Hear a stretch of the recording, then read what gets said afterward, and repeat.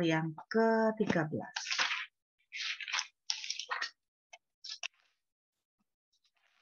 Kita lihat kitab Yosua pasal yang ke-13. Kita lihat ayat yang pertama.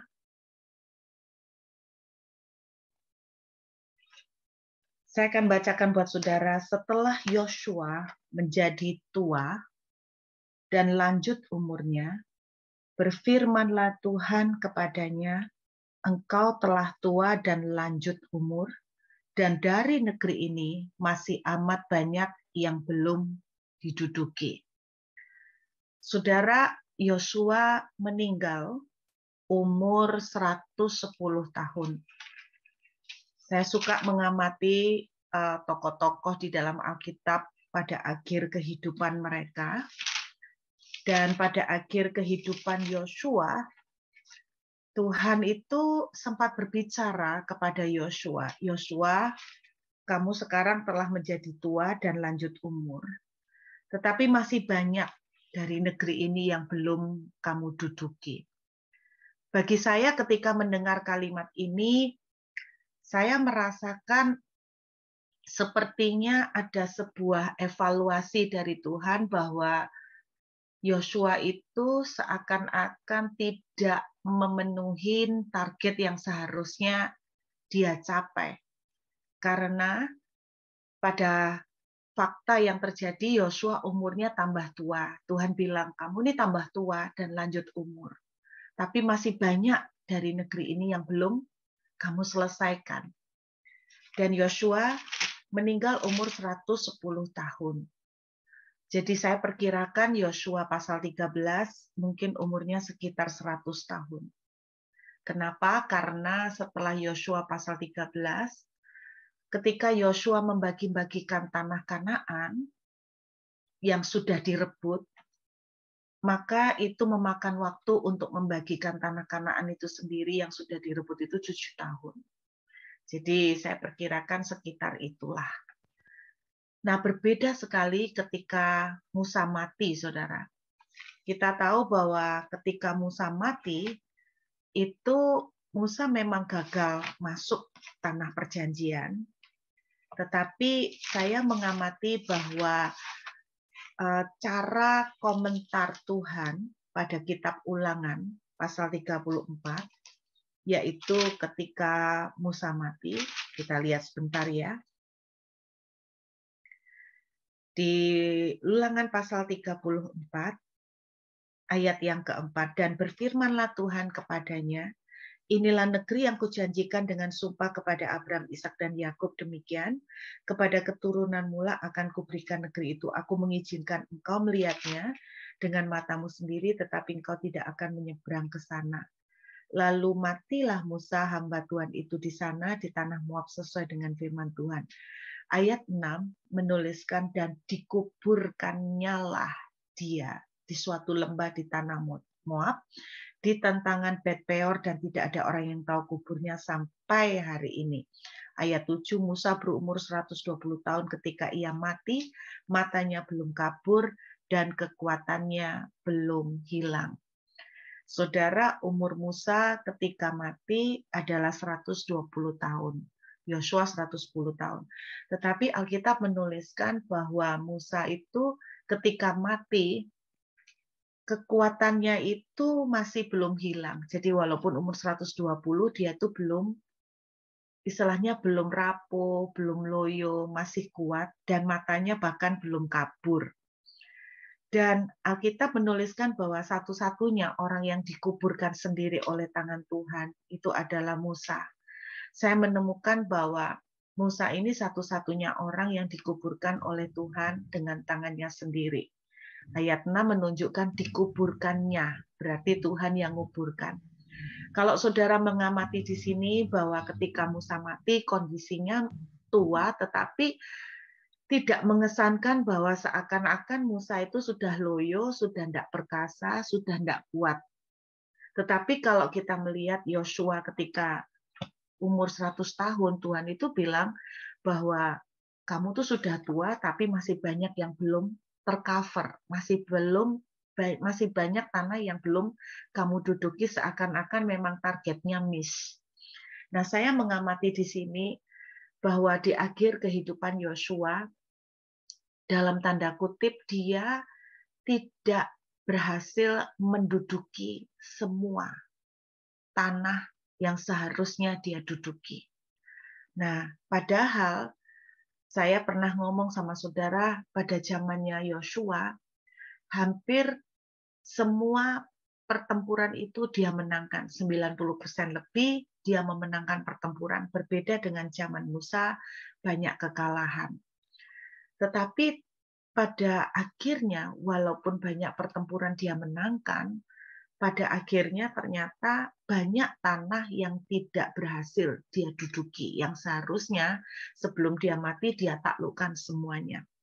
Nah, saya mencari tahu kenapa penyebab faktor yang membuat Yosua belum berhasil menduduki dari semua tanah Kanaan. Jadi ketika Yosua mati, saudara, itu masih banyak tanah yang belum dia duduki.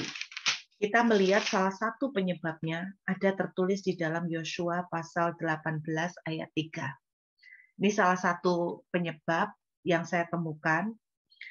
Yosua 18 ayat 3. Sebab itu berkatalah Yosua kepada orang Israel, berapa lama lagi kamu bermalas-malas sehingga tidak pergi menduduki negeri yang telah diberikan kepadamu oleh Tuhan Allah nenek moyangmu.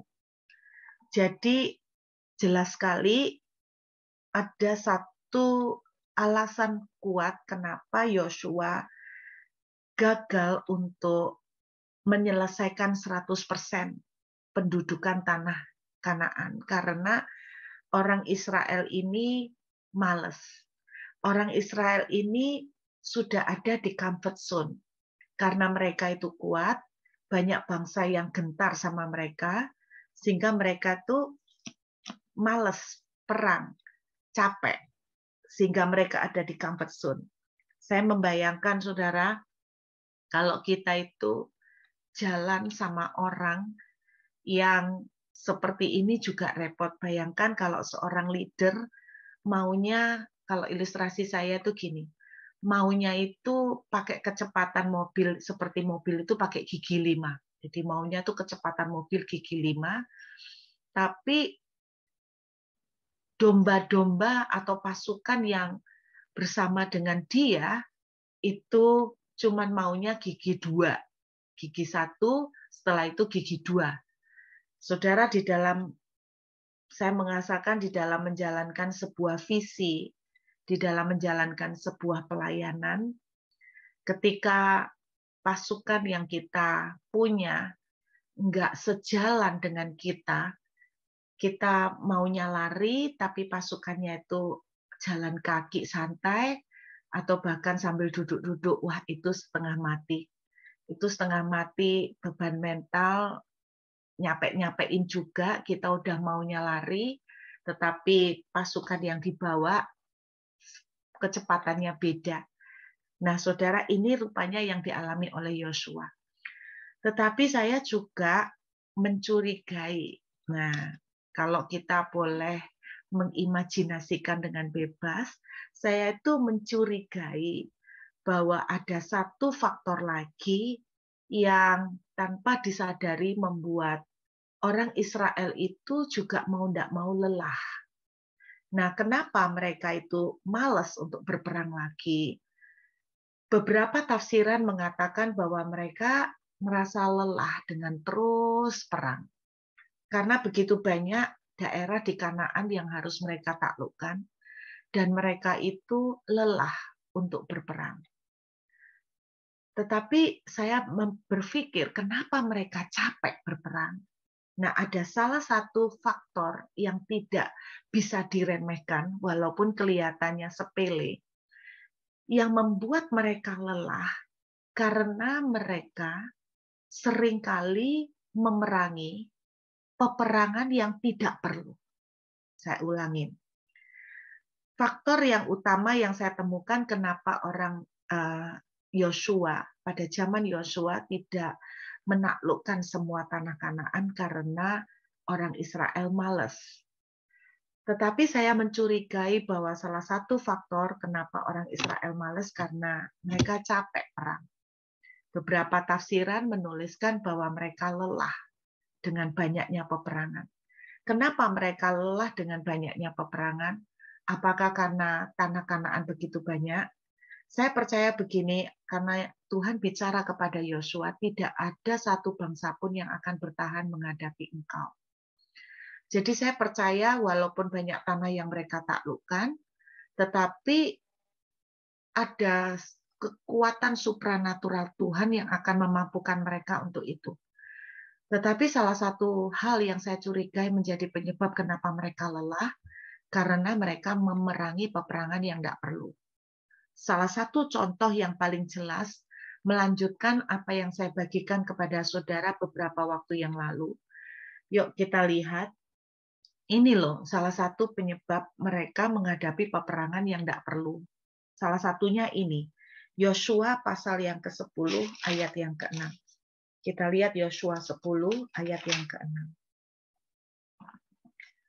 Lalu orang-orang Gibeon itu menyuruh orang kepada Yosua ke tempat perkemahan di Gilgal mengatakan, jangan menarik tanganmu daripada hamba-hambamu ini. Datanglah dengan segera kepada kami. Lepaskanlah kami dan bantulah kami. Sebab semua raja orang Amori yang diam di pegunungan telah bergabung melawan kami. Saudara, gara-gara perjanjian yang mereka buat dengan orang Gibeon, yang saya pernah bagikan kemarin dalam kisah beban palsu, gara-gara perjanjian ini, maka memberikan tugas tambahan kepada orang Israel. Tugas tambahan apa? Yaitu memerangin juga musuh-musuhnya Gibeon. Padahal sebetulnya Gibeon ini seperti yang saya bilang adalah musuh yang seharusnya mereka binasakan, tetapi gara-gara perjanjian itu mereka dapat ketambahan tugas. Mereka sendiri sudah punya tugas untuk menaklukkan daerah-daerah di Kanaan, sekarang ketambahan tugas harus memerangi musuh-musuhnya Gibeon. Nah, Anda bayangkan, mereka punya tambahan tanggung jawab yang sebetulnya tidak merupakan planning dari awalnya. Jadi semua musuhnya orang-orang Gibeon, mereka dalam tanda kutip mesti siap direpotin. Setiap kali Gibeon diserang, karena kalau saudara baca Gibeon ini juga kota besar, pasti musuhnya juga banyak yang ngincer. Setiap kali ada musuhnya Gibeon datang menyerang, maka orang Israel harus bantu. Jadi ini ngerepotin. Mereka menghadapi peperangan yang menurut saya tidak perlu mereka hadapin. Ini tidak masuk di daftar perencanaan Tuhan sebetulnya, tidak masuk di dalam daftar perencanaannya orang Israel. Nah, itu penyebab pertamanya. Kenapa saya pikir mereka itu capek, karena mereka menghadapi peperangan yang tidak perlu. Salah satu buktinya ya ini. Bukti yang lain, kita lihat Yosua pasal 10 ayat yang ke-9. Perhatikan, Yosua pasal 10 ayat 9. Lalu Yosua menyerang mereka dengan tiba-tiba setelah semalam-malaman bergerak maju dari Gilgal.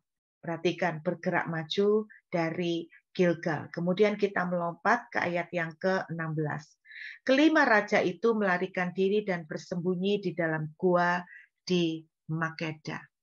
Saudara, beberapa tafsiran menuliskan bahwa peperangan orang Israel melawan musuh-musuh dari kota Gibeon merupakan peperangan yang terpanjang di dalam sejarah.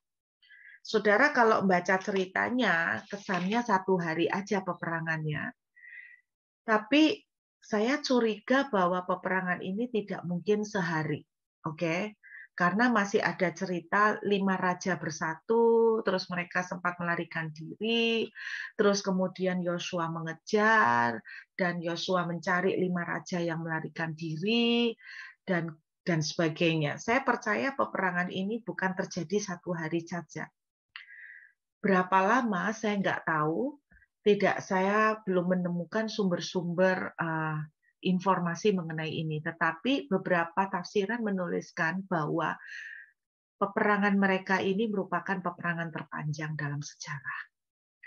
Anda bayangkan berkali-kali Yosua itu harus dihadapkan dengan musuhnya orang-orang Gibeon.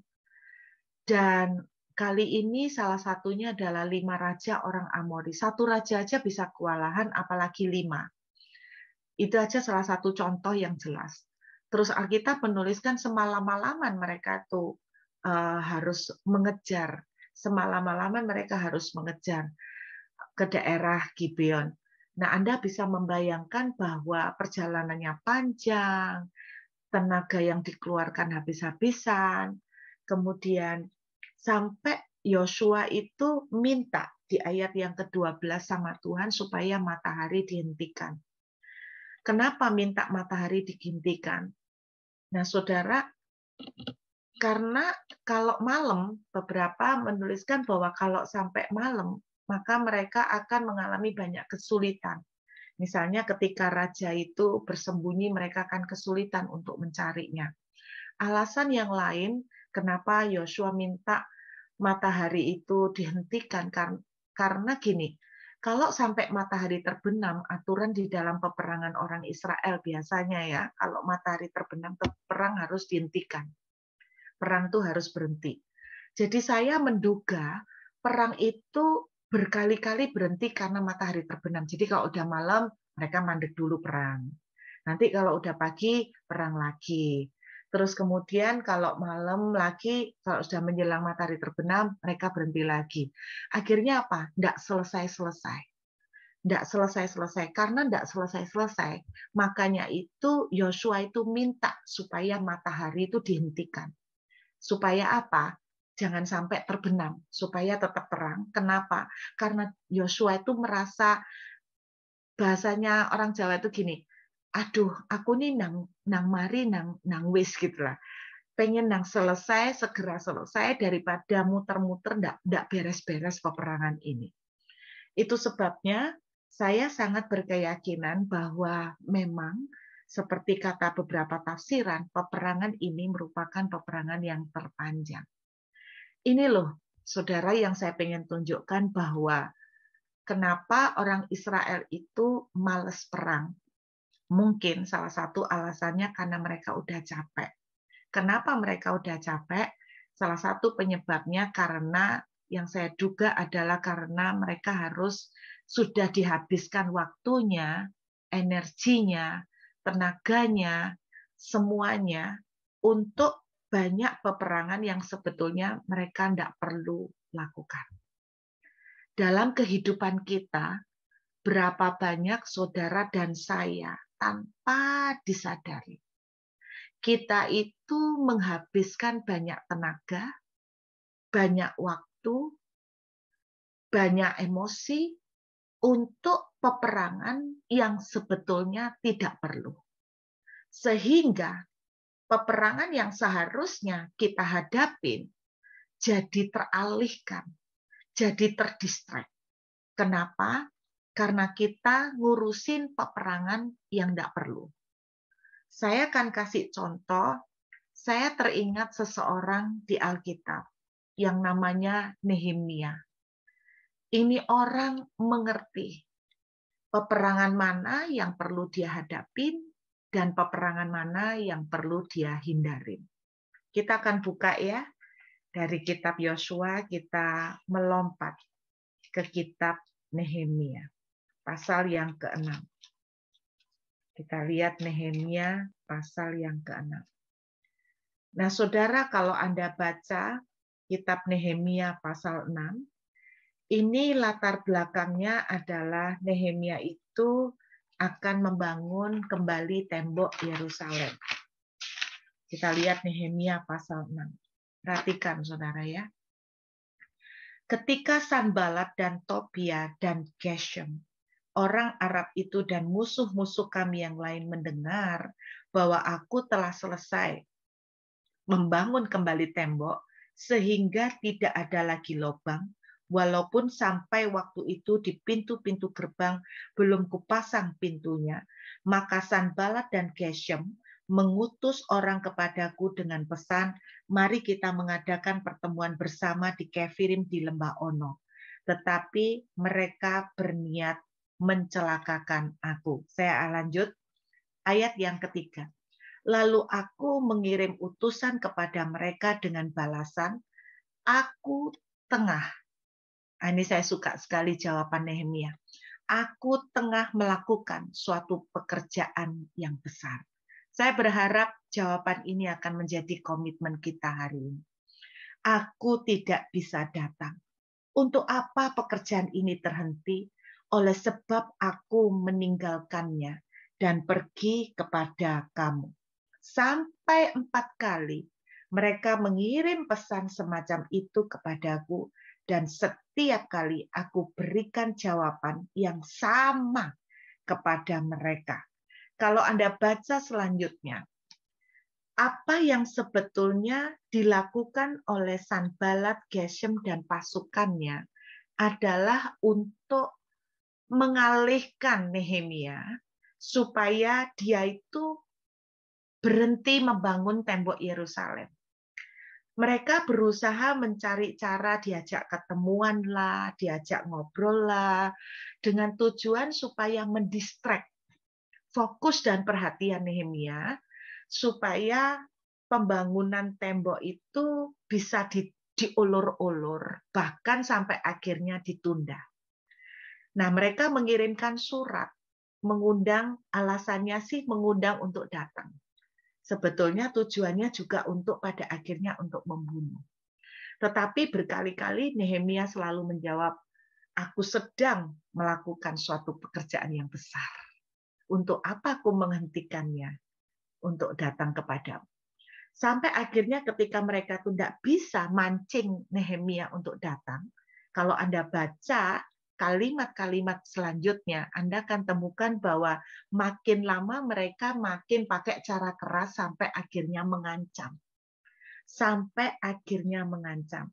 Tahukah saudara, bahkan mereka pakai cara-cara kotor, melalui suap, dan sebagainya. Yuk kita lihat yuk. Bagus banget cerita ini, perhatikan. Ayat yang ke-9. Karena mereka semua mau menakut-nakutkan kami. Ini salah satu cara yang dipakai oleh musuh-musuh Nehemia. Mereka memakai intimidasi, ditakut-takutin. Mereka pikirnya mereka akan membiarkan pekerjaan itu sehingga tidak dapat diselesaikan. Nah, mereka pakai cara menakut-nakuti, mengintimidasi. Perhatikan, Nehemia ini luar biasa. Tetapi aku justru berusaha sekuat tenaga. Aku justru berusaha sekuat tenaga. Perhatikan, justru berusaha sekuat tenaga. Wow. Yuk kita lihat. Ayat yang ke-16. Mereka sudah berusaha dihalangi puluhan kali. Ayat yang ke-16. Ketika semua musuh kami mendengar hal itu, takutlah semua bangsa sekeliling kami. Mereka sangat kehilangan muka dan menjadi sadar bahwa pekerjaan itu dilaksanakan dengan bantuan Allah kami. Saudara, Nehemia bolak-balik dipancing untuk datang. Tujuannya apa? Diajak ngomong katanya. Sebetulnya tujuannya supaya berhenti membangun tembok. Tetapi Yeremia itu tidak mau. Mereka nulis surat dan mereka bilang begini, ayo kita ketemuan di Lembah Ono. Nah, kebetulan namanya lucu. Ayo ketemuan di Lembah Ono. Lalu mereka menerima jawaban dari Nehemia itu bilang begini, aku tidak bisa menghentikan pekerjaan besar. Aku lagi sibuk bikin pekerjaan besar. Ngapain? Aku ngurusin kamu di Lembah Ono. Ora ono opo-opo. Amin, saudara. Itu mereka kalau bilang ora ono opo-opo. Saudara, banyak dari kita, peperangan yang seharusnya kita kerjakan, terdistract. Gara-gara kita ngurusin peperangan yang lain. Peperangan yang lain seperti apa? Intimidasi. Seringkali berapa banyak waktu waktu yang kita habiskan berjam-jam menangisi intimidasi. Berapa banyak waktu yang kita habiskan dan berapa banyak emosi yang kita curahkan, berapa banyak tenaga yang kita alihkan karena kita ngurusin perasaan. Berapa banyak tenaga yang kita habiskan karena kita mengurusin omongan orang. Berapa banyak waktu yang kita tuangkan untuk ngurusin yang enggak perlu. Saudara sadar enggak bahwa seringkali, hitunglah, Anda hitung, berapa jam yang saudara dan saya habiskan termakan oleh omongan orang. Ketika ada orang berbicara di belakang kita, ketika orang ngerasain kita, kita terluka, berapa jam yang Anda habiskan untuk terluka? Berapa jam yang Anda habiskan untuk menangisi dan sampai mengasihani diri? Aku kok begini ya? Kenapa nasibku seperti ini? Kenapa seperti ini ya? Kenapa kok aku disalahkan? Padahal aku ini niatnya baik. Padahal aku ini mau melayani Tuhan. Tapi kenapa mereka curiga aku begini-begini? Kenapa ya kok gini-gini? Berapa banyak kita kalau mau jujur, banyak tenaga kita sudah kita kerahkan di sana. Bahkan itu jauh lebih daripada visi dan tujuan yang Tuhan tetapkan di atas kita. Berapa banyak waktu yang kita habiskan ke sana. Ini loh yang saya maksud. Kita terlalu menghabiskan energi untuk peperangan yang sebetulnya tidak perlu. Saya jadi ingat kalau cerita tentang Nehemia. Saya ingat tentang burung Raja Wali. Saudara tahu nggak? Burung Raja Wali itu punya musuh. Saya bukan ahli perbinatangan, tetapi saya membaca bahwa burung Raja Wali itu punya beberapa musuh. Salah satu musuh burung Raja Wali adalah ular. Oke. Tetapi ada salah satu yang lain lagi, salah dua ya. Musuhnya burung Raja Wali adalah burung gagak. Saudara, di Australia ini banyak burung gagak. Kalau di Jawa kita jarang menemukan burung gagak. Tapi di sini banyak sekali burung gagak. Saudara tahu bagaimana cara burung gagak itu memusuhi burung Raja Wali? Saudara tahu nggak suaranya burung gagak? Awal-awal saya di Australia, saya belum biasa dengan suara burung gagak. Suaranya ndak enak sama sekali. Jadi suaranya itu bisa seperti ini. Seperti itu, gitu. Nah, tiap pagi di rumah banyak sekali di luar itu burung gagak dan setiap hari saya dengar suara burung gagak, kira-kira seperti itu. Nah, Anda tahu cara burung gagak itu menjadi musuh dari burung Raja Wali adalah seperti ini. Ketika burung Raja Wali itu terbang, burung Raja Wali ini selalu dibontotin, diikutin sama burung gagak. Jadi burung gagak ini suka mengikuti burung Raja Wali, ngerusuhin, mengganggu di sekeliling burung Raja Wali. Anda tahu bagaimana cara dia mengganggu? Dengan suaranya. Saudara, Anda dan saya didestinikan oleh Tuhan seperti burung Raja Wali, bukan burung gagak. Amin. Alkitab sering mengatakan bahwa kita itu seperti burung Raja Wali. Tidak pernah Alkitab tulis kita seperti burung gagak. Nah, burung Raja Wali Anda harus tahu, musuhnya burung Raja Wali itu salah satunya burung gagak. Nah, burung gagak suka mengganggu dengan suaranya yang berisik. Nah, bayangkan Anda Raja Walinya, terus burung gagak, ngek. Perhatikan, burung gagak kalau mengganggu kan berisik. Misalnya, berisiknya tuh seperti ini. Wah, kamu diperlakukan tidak adil. Tidak boleh nih dia kayak gini sama kamu. Dia itu tidak tahu kamu tuh kayak apa. Dia tuh menghina kamu. Wah, kamu tidak dihormati. Dia tidak respect nih sama kamu. Saudara, ini burung Raja Wali dengar nih omongan burung gagak. Bayangkan kalau burung Raja Wali ngeladeni omongan burung gagak yang banyak ini. Akhirnya apa? Burung Raja Wali ngurusin ngejar burung gagak. Kurang ajar kamu burung gagak, rame aja. Kurang ajar, rame aja. Jadi burung gagak akhirnya diurusin terus sama Raja Wali. Raja Walinya nggak bisa terbang-terbang. Nah, karena apa? Sibuk ngurusin banyak burung gagak di samping dia. Anda tahu cara mengalahkan burung gagak? Burung gagak itu ketinggian terbangnya sangat jauh berbeda dibandingkan dengan burung Raja Wali. Anda tahu bagaimana cara mengalahkan burung gagak? Cuman sederhana. Burung Raja Wali harus terbang semakin tinggi di atas level terbang burung gagak. Maka burung gagak sudah tidak bisa mengejar lagi. Dengarkan, kalau saudara dan saya hari ini masih sibuk ngurusin burung gagak, berarti ketinggian terbang kita adalah selevel dengan burung gagak tersebut. Sebab kalau Anda sudah tinggi terbangnya, Anda sudah berarti tandanya Anda tidak akan ngurusin lagi burung gagak karena sudah beda jauh levelnya. Pertanyaannya, pikirkan, apakah ada pertempuran-pertempuran yang sebetulnya bukan pertempuran yang sebetulnya saudara dan saya perlu hadapi? Berapa banyak Tuhan berkata begini, anakku, aku akan memberkati kamu berlimpah-limpah. Berjalanlah nak, dengan keberanian. Apa yang ada di tanganmu, kerjakan.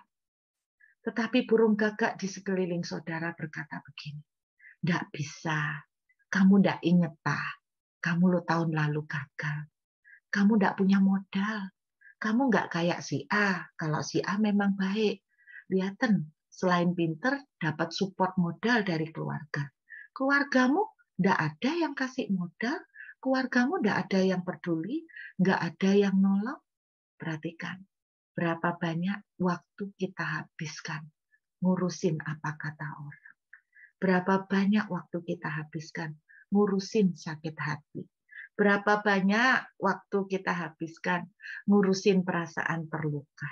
Berapa banyak kita habiskan waktu dan energi mengurusin perasaan dan perasaan mengasihani diri sendiri. Saya berdoa seperti Nehemia. Nehemia berkata, sorry ya, aku lagi mengerjakan pekerjaan besar dari Tuhan. Sorry ya, no time for broken heart. Sorry ya, no time for gossip.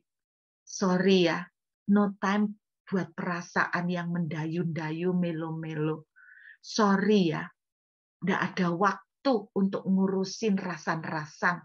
Sorry ya, nggak ada waktu ngurusin omongan orang. Wow, aku sedang mengerjakan pekerjaan besar.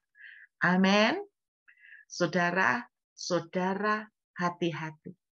Kita belajar dari kekalahan yang dialami Yosua.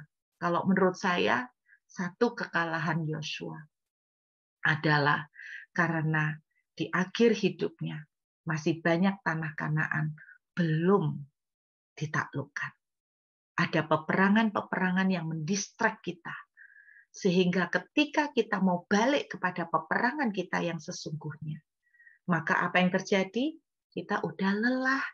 Anda pikir ngurusin perasaan itu enggak capek? Oh, sangat capek. Saudara tahu enggak, kalau kita tuh lagi jengkel sama orang, perasaan jengkel, marah, kecewa sama orang, tahu enggak? Itu paling menghabiskan banyak energi. Setuju? Paling menghabiskan banyak energi. Dan saudara, ketika saudara butuh perhatian, fokus untuk mencapai mimpi, mencapai visi yang Tuhan kasih, kita udah capek duluan. Betul nggak? Kita udah capek duluan.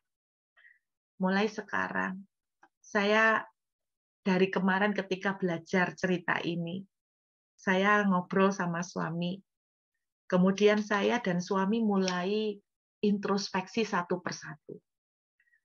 Ada kegiatan ini, saya mulai bilang gini kok, ini peperangan yang kita perlu nggak ya? Ini peperangan yang kita nggak perlu. Saudara, salah satu contoh saya ingat beberapa tahun yang lalu. Ada orang berusaha membangkitkan rasa bersalah saya dengan mengatakan seperti begini. Bu Ruth tahu enggak kalau pelayanan di penjara itu? Oh, itu Bu Ruth, kasihan bener orang-orangnya. Kasihan pelayanan di penjara. Bu Ruth, sebetulnya menurut saya, Bu Ruth ini harus pelayanan di penjara. Kalau pelayanan yang Bu Ruth lakukan di mimbar, undangan-undangan, itu mah enak. Dia bilang gitu. Tapi kalau pelayanan penjara itu baru benar-benar pelayanan. Kalau pelayanan khotbah di mimbar itu bukan pelayanan. Pelayanan sesungguhnya itu di penjara, Bu Ruth. Saudara, sempat gara-gara itu saya merasa bersalah. Dan karena saya merasa bersalah, akhirnya saya meluangkan waktu untuk pelayanan penjara. Dan ketika akhirnya saya meluangkan waktu, saudara tahu, saya burn out. Saya kecapean. Dan di situ saya belajar mahal. Bahwa ternyata tidak semuanya pelayanan itu harus saya ambil. Gara-gara ada satu orang ngomong pelayanan penjara itu pelayanan yang sesungguhnya, sehingga saya terintimidasi. Saya merasa bahwa pelayanan saya bukan pelayanan yang sesungguhnya. Setiap orang punya jatah sendiri-sendiri. Setiap orang punya track sendiri-sendiri. Kita tidak harus sama dengan orang lain. Ada orang yang dipanggil memang menjadi misionaris di daerah pedalaman. Saudara, kita harus dengan rela hati mengakui bahwa kalau kita tidak dipanggil untuk di pedalaman, ya nggak usah dipaksain untuk dipaksakan. Gara-gara kita dengar omongan orang, gara-gara kita tidak enak sama orang, gara-gara kita sungkan sama orang. Sehingga kita ambil semuanya, pada ujungnya, akhirnya kita kecapean, kita kelelahan, tidak ada sukacita, pelayanan akhirnya menjadi satu tekanan, bukan menjadi sebuah sukacita. Nah, saudara, kalau saya tadi malam itu introspeksi sama suami, saya dan suami itu akhirnya kita itu menyadari banyak sekali ternyata peperangan-peperangan yang kami kerjakan, yang sebetulnya bukan merupakan peperangan yang seharusnya kami kerjakan. Saya berharap renungan pagi ini boleh membuat kita membuat sebuah refleksi atau introspeksi diri. Kalau memang ada peperangan-peperangan yang kita tidak perlu kerjakan, saudara, kita perlu belajar berkata seperti Nehemia. Tahu enggak orang-orang itu ngomong sama Nehemia itu begini, kamu tuh arogan ya, kamu tuh sombong. Bahkan yang ngomong sama Nehemia itu imam-imam. Imam-imam itu berkata, ini loh bukan kehendak Tuhan. Kamu itu loh sombong setengah mati. Kamu loh mau bangun tembok Yerusalem tuh buat gagah-gagahan, buat gaya, padahal Tuhan itu tidak nyuruh. Bayangkan, bahkan omongan-omongan itu bisa datang dari imam-imam sendiri. Tetapi saya tuh kagum dengan sosok yang namanya Nehemia.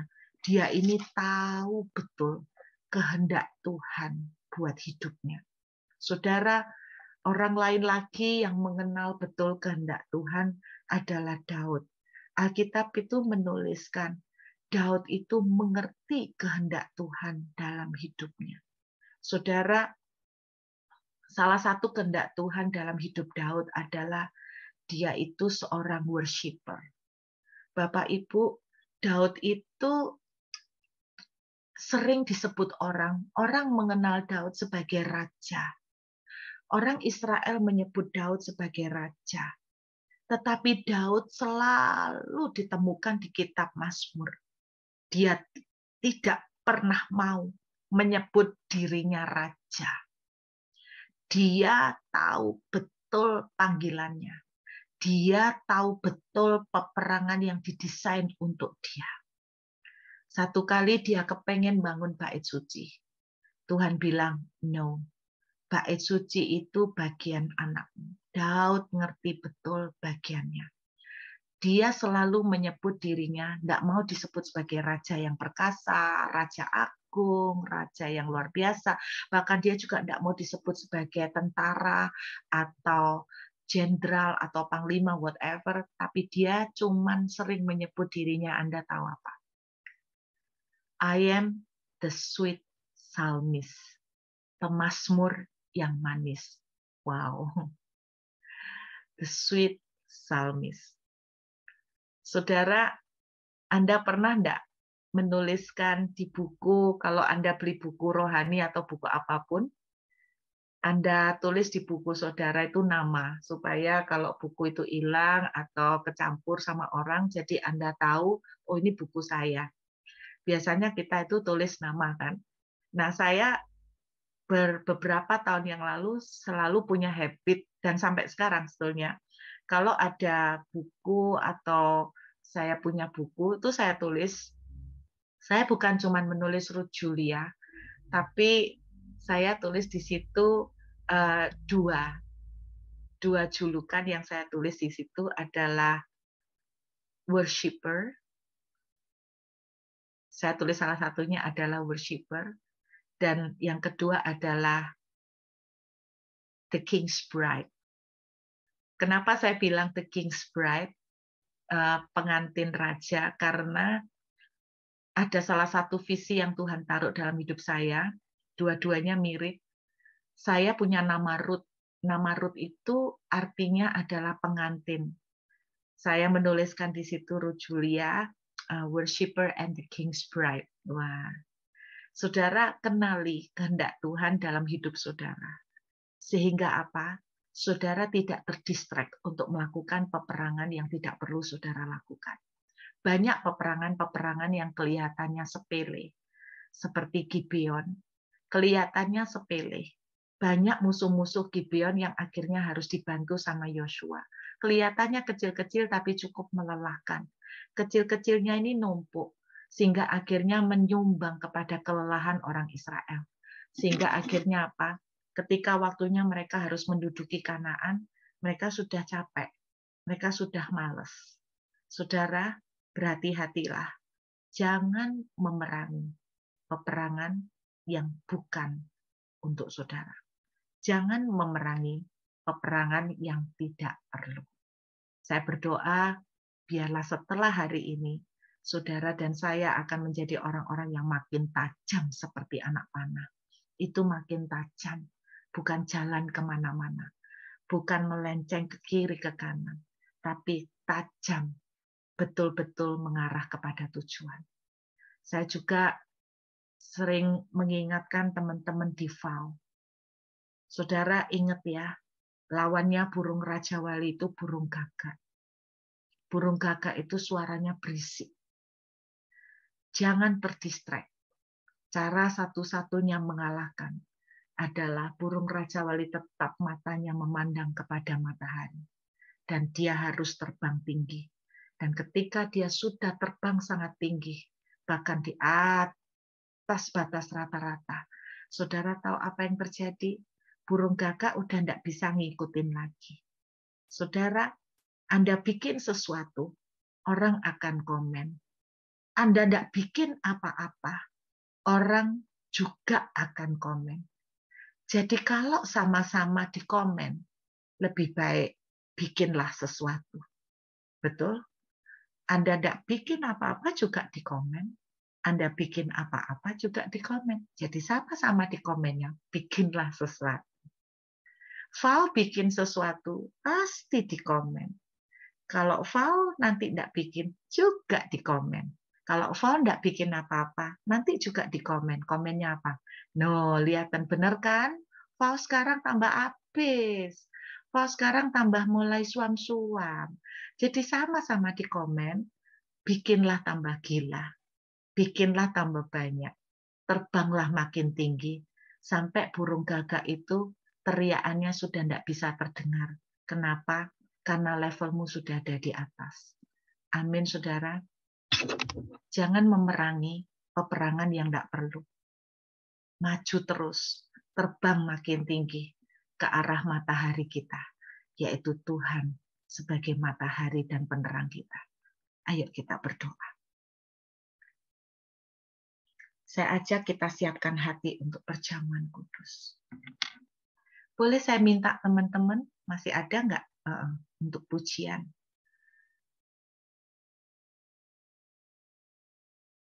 Ada lagu lama sekali. Bukan terbang tinggi, bagai raja. Ingat nggak lagu lama?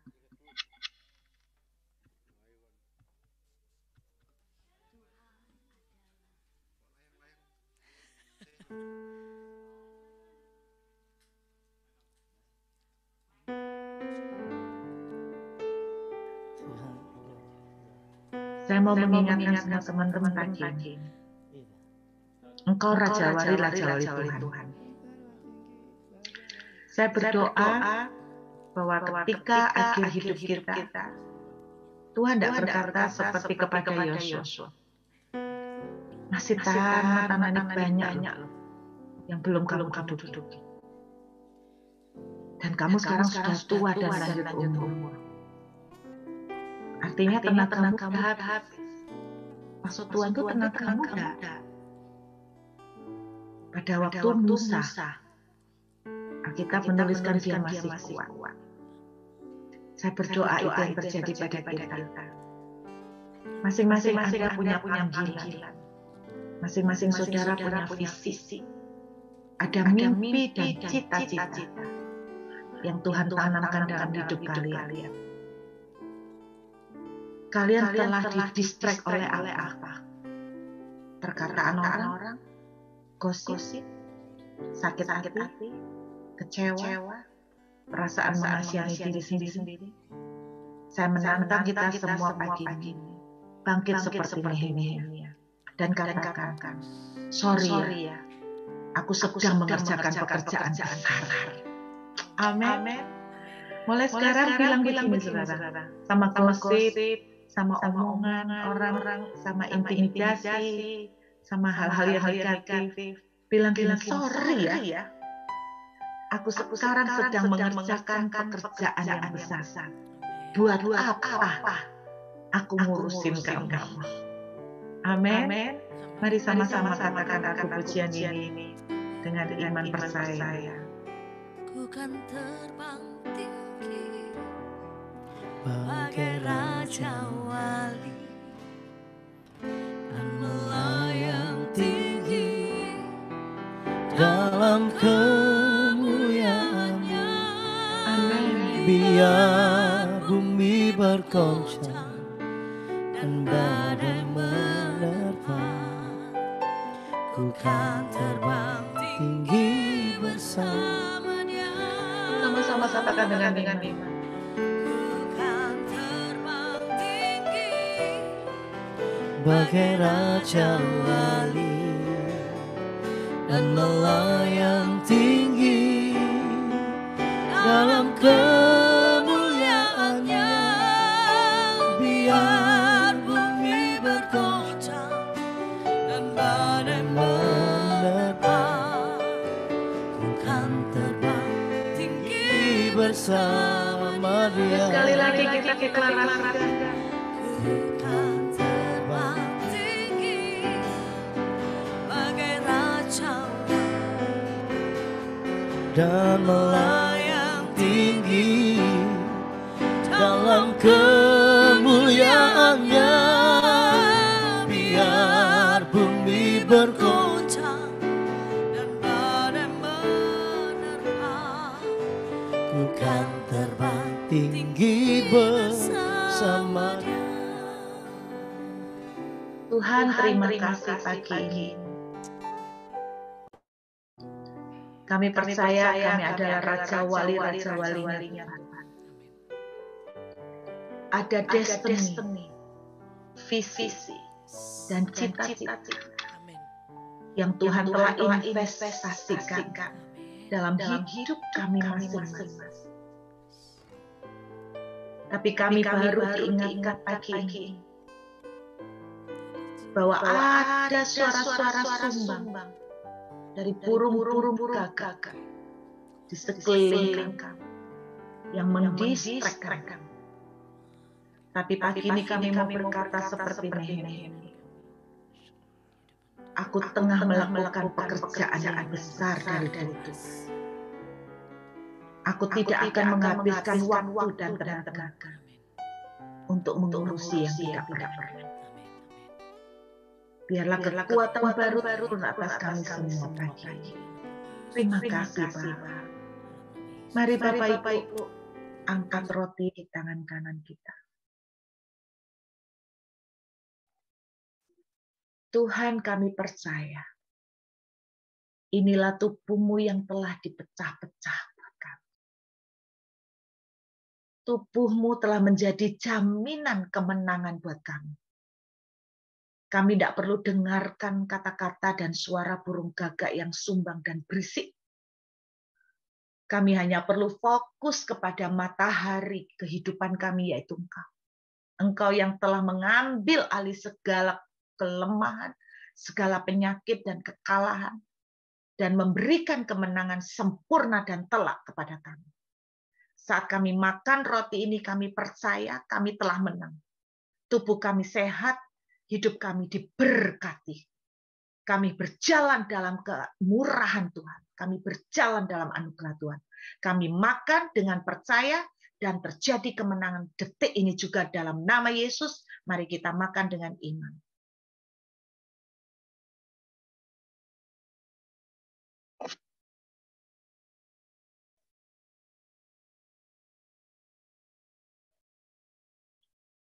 Mari kita angkat anggur dengan tangan kanan kita. Terima kasih Tuhan. Inilah darah yang telah dicurahkan pada kami. Ini adalah bukti bahwa kami menjadi milik-Mu. Kami dibawa di dalam penyatuan dengan Engkau. Kami koinonia dengan Engkau. Kami di dalam Engkau dan Engkau di dalam kami. Siapakah yang bisa melawan kami? Kekalahan, kemiskinan, maut, dosa, tidak ada yang bisa menyentuh kami. Kami hidup diberkati, kami lebih daripada pemenang. Kami minum dengan percaya dan terjadi sekarang di dalam nama Yesus. Mari kita minum dengan ini.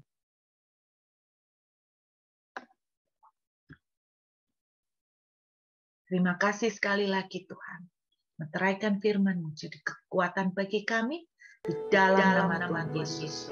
Amin. Saya kembalikan kepada siapa.